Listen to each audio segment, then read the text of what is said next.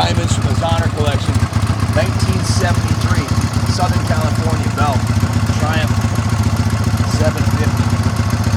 Kick-ass piece.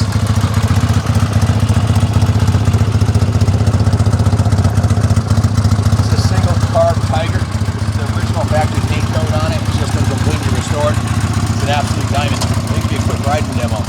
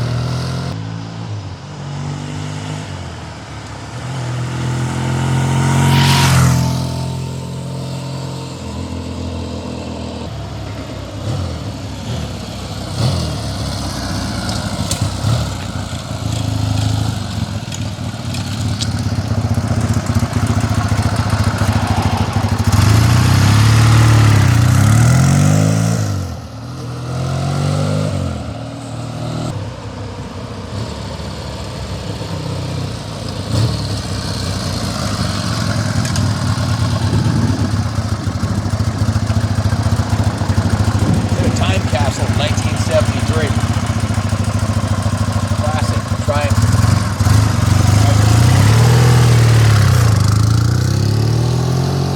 Guys, on this classic Triumph Tiger 750, straight from Southern California, the Vernon collection in Bakersfield, California.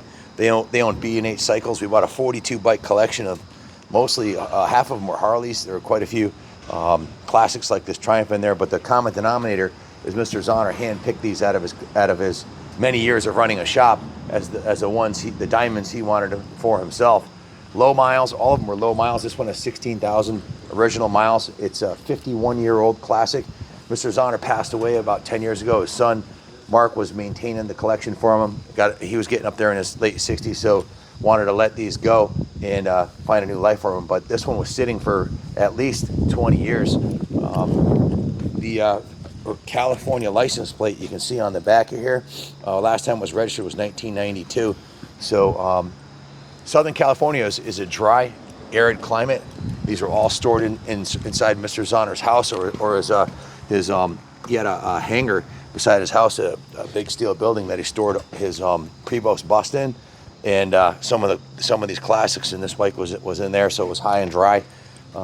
Never ridden in the salty climate of New England.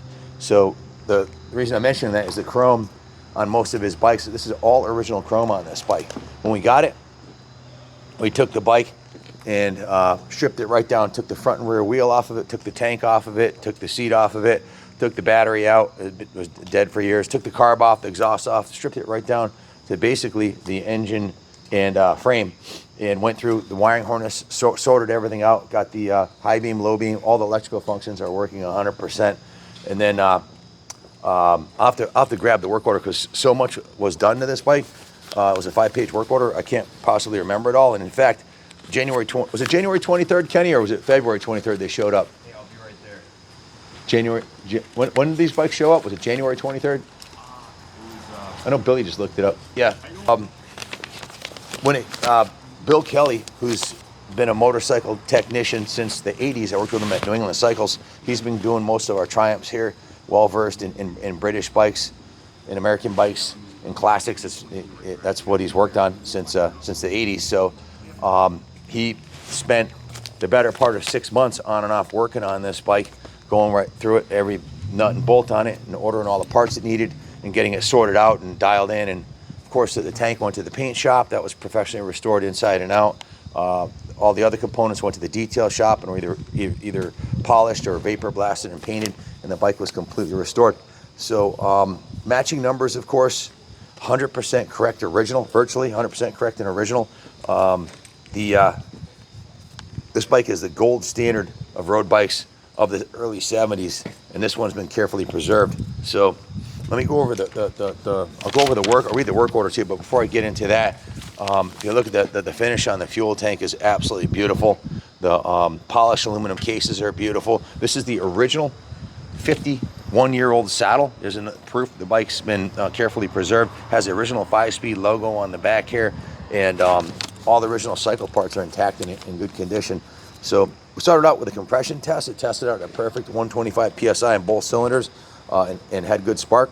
Adjusted the valves, installed the new rocker box gasket set, installed the new Yuasa battery, put some new NGK spark plugs in it, cleaned and set the ignition points, installed some new points cover screws, put a new ignition barrel and key set, a new ignition switch body. The fuel tank was drained, flushed, and inspected. Then we vapor blasted the inside of the fuel tank and applied the Caswell permanent tank liner kit. Then the exterior of the tank was professionally painted and striped by Woody. He's been a painter for 30 years, specializes in complete refinishing of cars for years. So if we're doing a tank for him, piece of cake. And he mimicked or duplicated the exact original paint code and striping that was on it when it came to us from Mr. Zahner. Obviously, the original 50-year-old paint job was little, it wasn't up to par for the rest of the bike, so we repainted it beautifully. If you look at the badges, zoom in on the badges, you'll see, get up and close, you'll see those are brand new Triumph tank badges. And if you zoom in on the fuel packhawks, you'll see those are brand new, as are the fuel lines and the fuel. And the Tiger 70 badges Ron was just looking at, those are new also. 2 new fuel packhawks, 2 new fuel lines, new fuel filters. The carburetor was removed, disassembled, and cleaned. A new OEM Amel carb repair kit was installed. We reassembled and adjusted the carb, cleaned and sealed the intake manifold, and put the tank back on it, and put VP94 non-ethanol fuel. We do not recommend putting pumped gas in a classic if you're going to let it sit for a while. Especially, it's okay if you run it daily; it will run on it, but you will have clogged carbs. The ethanol is really bad for carburetors if it sits there for a couple months. So we're running VP94. Put a new airbox boot on it, installed an airbox boot, drained all the oils in the engine, primary and transmission, removed the clutch assembly and inspected it, and deglazed the clutch steel and fiber plates. Reassembled and properly adjusted the clutch. We have new 2850 Motul engine oil, new Motul transmission oil. We greased all the grease fittings, installed new sump gaskets, and then we replaced the entire exhaust system. New OEM style mufflers, reproduction mufflers, new exhaust head pipe set, a new exhaust balance pipe, and new balance pipe clamps. So the entire exhaust system and all the mounting hardware is brand new. We installed new finned alloy exhaust clamps, new header to muffler exhaust clamps, started the engine and retuned the carburetor, lubed and adjusted all the control cables. If you look closely, you'll see the footrest rubber, the shifter, and the kickstart rubber set. These 3 here are all brand new, Triumph labeled, proper rubber. The original rubber after 53 years gets kind of hard and whatnot and cracked. Those are brand new. We installed a new Dunlop K70 350/19 front tire. You can see it still has it's literally has like 10 miles on the tire. If you zoom in, you'll see it still has the hairy nubs on it. On the rear, a matching Dunlop K70. That's a proper tire. You do not, anybody put Shinkos or Kumhos or any of that kind of stuff on a classic Triumph should be beating a desk with a rusty wrench. This thing needs to have Dunlops on it. So Dunlop K70 400/18 rear tire, new 18-inch rear tube, new front tire tube, 19-inch front tire tube. The spoke tensions in the front and rear wheels were adjusted. Has a new clutch lever, new chrome mirrors, and we also replaced the handlebar rubber bushings. After a lot of the rubber parts, after 50 years, and these are tight as a tiger. This bike looks, rides, and runs just like it did in 1973. It's a mechanically and cosmetically outstanding. So we also went through and rebuilt the entire brake master cylinder assembly. Actually, it's a replacement. This master cylinder assembly is actually brand new. So we also installed new upper front brake line, new lower front brake line, a new front brake caliper rebuild kit. We cleaned and deglazed the rear brake shoes and the hub. New rear brake shoes were installed and new brake shoe springs. A new top shelf Regina 530 gold final drive chain. Love the gold chain. It plays nicely with the gold pinstriping on the fuel tank and makes something that's normally ugly a work of art. This bike is like modern art is what you're looking at. So cleaned and re-greased the speedo drive, installed the new tack drive assembly, diagnosed and repaired every electrical issue, set the tire pressures, installed the new Tiger side panel decals, and gave it a full nut and bolt check over. The bike also was down at the detail shop for a couple full days. I think it was 16 hours in the detail shop. It was hot water, hand washed, degreased. The engine cases were sanded and polished. As you can see, they look like chrome. They're polished, beautiful, not over polished. We have a bike here, a Triumph that I'm putting up for sale for a friend. It's a 650, a 65 actually, and he had a high-end shop that does a lot of high-end motor car restoration, do the restoration, and I have the receipts, and you'll see that video in the next week or so. I'll have that bike out here. I already have a video of the bike. I did the video with him. It's a 65 Triumph 650. It's just punch in Kaplan 65 Triumph 650. It'll come up.